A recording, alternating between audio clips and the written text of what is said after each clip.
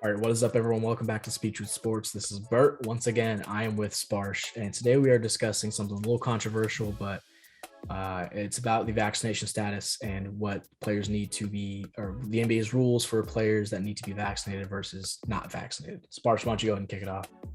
Yeah, for sure. I mean, so we got a source, and this was tweeted by Shams Charania, and what he tweeted today, as of this recording, so September 14th, he tweeted that the NBA has informed teams of set coronavirus testing protocols for players for the 2021 to 2022 season, and fully vaccinated players, as of that time of the season, they will require no regular testing. But for non-fully vaccinated players, they will require one negative test on practice/travel days and two negative tests on game day. So that's how it's going to be as of the 2022 season. Yeah. So per every player that's not fully vaccinated is going to get about 246 tests in a season. Yeah. Just one player. Just one player. And this, okay. The thing about this is I'm actually a little bit worried about the fully vaccinated players not being tested regularly. Because it's been known and documented that the Delta variant can still infect players or people that have been vaccinated. Yeah. And if that starts spreading around, which is even more infectious than the normal coronavirus, that's just going to be an even bigger headache than having a non-vaccinated player spread the normal strain. So in my opinion, I think it's a lot of testing. I think one is good enough on game day, but I guess they're trying to account for false positives. That's usually why they sort of have. That's usually why they sort of have like those two tests. Yeah. Right. At least what we're seeing now, this was something I noticed at my university, but you can get those rapid testing kits. So it's definitely a lot easier to get the testing done. And you don't really have to wait like 7 days or whatever for tests like we had to in the very beginning of the pandemic. But it's just like, you raise a really good point there, because, these variants are starting to spread. And there is also rumors that, maybe another variant might be coming on the way. Apparently it's like a 1-2 variant or something. But, like when you have these mutations that sort of spread and transmit between people, that arises to higher chances in those viruses mutating again into possibly maybe another variant. And, they've already mentioned it everywhere around the world. The World Health Organization, they've mentioned that they've really emphasized to get everybody at least 2 doses, because even with those 2 doses, the Delta variant it still transmits really easily, right? So it's just like, if you're not requiring regular testing from these players, then you might also be putting those non-vaccinated players at a higher risk, because they are much more susceptible to the Delta variant. And you need to get those 2 doses, or one, sort of depending on the vaccine that you take, for it to have full effect. So, those non-vaccinated players, they're not going to have full protection against these variants. And if these variants do, reach these players, it could cause a lot of problems. We've seen it a lot, even in last season too. There's been a number of players, even star players, that got the COVID virus, and it absolutely derailed their performances a lot. We've seen teams that have literally fallen down so many seeds just because of the virus. The Celtics, the Heat. The Heat were in such a low seed for such a long time because half their team got COVID. Same thing happened with the Raptors too, and other teams, right? When you see these players dealing with the virus, Jason Tatum, I remember, he came out of it and said that he had trouble breathing and he had to use an inhaler even 1 month after, right? It's just these effects can be really serious. And what's also dangerous about this is that it can have different side effects on really anybody. It doesn't seem to really care about who you are. I mean, of course, like the elderly are much more at risk, but I mean, we're seeing like perfectly healthy players. Jason Tatum, he's unable to sort of, breathe properly for like a month. He was off. Jimmy Butler, he lost like 15 pounds within that time span. Same thing happened with Pascal Siakam.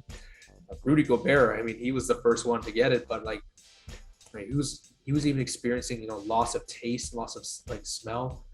Mo Bamba was out for like 6 months because he was still dealing with the side effects. Yeah, and I mean, Evan Fournier was also having some pretty bad effects dealing with COVID. And yeah, see, that's the thing, man. It's just like if you're going to, change these requirements for the season, not requiring all these players to be fully vaccinated. It's not like a mandatory thing. At least be consistent with the testing. That's what I'm going to say. Definitely get everybody tested a lot more because, with these unvaccinated players, there's still that risk that, can transmit to the unvaccinated or even just vice versa. Right? And as you're saying with these variants, you never know how it could really be, right? Yeah, and at the same time, if you're unvaccinated, like that's your choice, like go ahead. But at the same time, you gotta know there's risks to being unvaccinated as well. And these players, I'm sure, are being pushed to get vaccinated so that they get tested less. I think that's a lot of the incentive here, but I think that's a dangerous incentive to do because vaccination mostly prevents against hospitalization cases or serious cases or stuff that'll take you out for a long time. That's why in the NFL, they let vaccinated players, if they've had COVID, come back after 1 week if they're feeling good. Whereas non-vaccinated players have to stay out for 2 weeks. So in a sense there that the vaccine helps you fight against it. It doesn't help you not get it. It does help a little bit for you to not transmit to you, but that's not the main purpose of it. The main purpose is to prevent you from getting a serious case of COVID and being severely affected by it. Yeah, that's true. Yeah, and so these non-vaccinated players, if that happens to them, I mean, that's kind of on them in a sense. It does suck, but at the same time, yeah, like we both said, we want the vaccinated players to be tested so that this doesn't have to happen. If they're not regularly tested, if the incentive for being vaccinated is that you don't have to be tested, I think that's going to do more harm than good. Yeah, and we don't want to already create more division than what we have right now, especially here, sort of like in Western countries. There's been a lot of division seen around, with all these protests and stuff. We won't really go into that. Because that's another issue for another different person to talk about.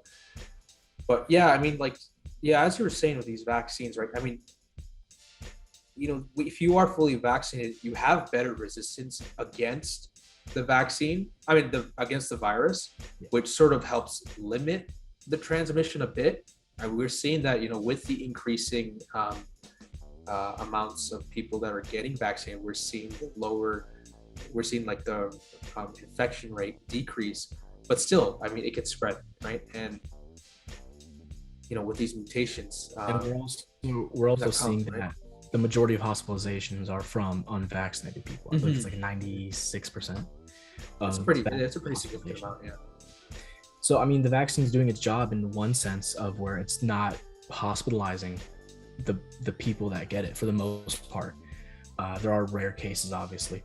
But, like we've been saying, like it doesn't prevent transmission. That's not the purpose of it. It's not to prevent the transmission. And so if a vaccinated player doesn't get tested and he starts coming on the court, interacting with other players, spreads like wildfire, then the NBA is going to look really, really dumb. They're going to have an egg on their face. Yeah. This is sort of weird, like what they're sort of implementing with the testing in response to this change.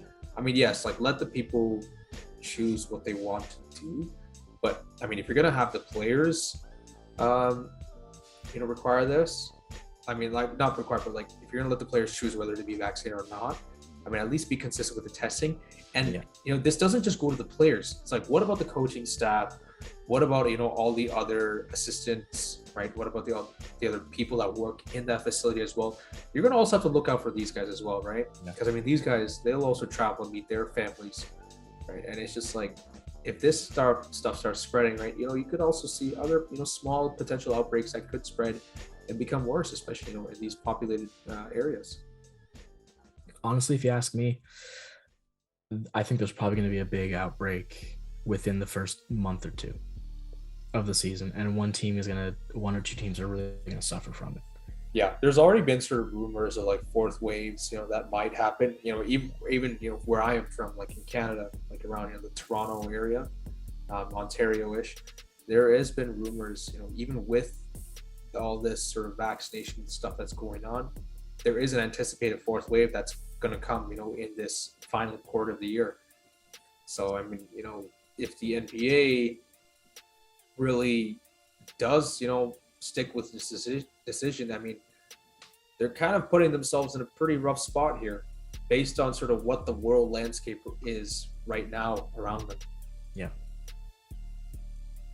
Yeah, I mean, that's for the most part all I got to say on this. I just hope that they learn their lesson, because I do think it's gonna happen. I think some vaccinated players are gonna have a big outbreak. Then everyone's gonna be like, look, the vaccination doesn't do anything. Like, that's not the point of the vaccine, first off. And second off, that's the NBA's fault for not testing their vaccinated players as often as they should. Yeah. I'm not saying they should be tested as regularly as the non-vaccinated, but at least on game day, once on game day, I do think they should be tested. I just don't want to see the players getting like sick anymore at this point. This is the players' health has already been taking such a big hit last season, with the injuries. And I don't know if you even remember this, but there was actually something that happened last season during a Brooklyn Nets and Raptors game, where KD was, he was listed out of the game due to health and safety protocols. Then he was listed as available, like it was cleared, but then literally in the middle of the game, he got taken out again because of that health and safety protocols. And that, if he was tested, it's really sloppily done. And that could have really put his whole team and the other team at risk, all for what? Just to get a star out there and just, make extra money. I mean, if you're going to be sacrificing the players' health to be doing this, it's not a good look on the NBA. It's going to be even worse. I mean, people have already expressed their frustrations about this, seeing all these health and safety protocols, and then it changes again because they're a star. It's not good. I don't like the way it's sort of being handled about this, right? If they got to find a way to ensure more safety for these players if they choose not to be vaccinated. And what it seems like they're doing right now is being sort of more lenient, putting these guys at a higher risk than what it was like before with the previous protocols. Yeah. All right. Well, I mean, I think we've covered most of it. Thank you for watching. This has been Speak Truth Sports. I've been Bert. And I'm Sparsh. And we will catch you guys next time. Please leave a like, subscribe, do all that good stuff. We'd really appreciate it. Go watch our other videos if you're interested in NBA, NFL, all that good stuff. So we'll catch you guys next time. Thank you so much for watching our video. Take it easy. Peace.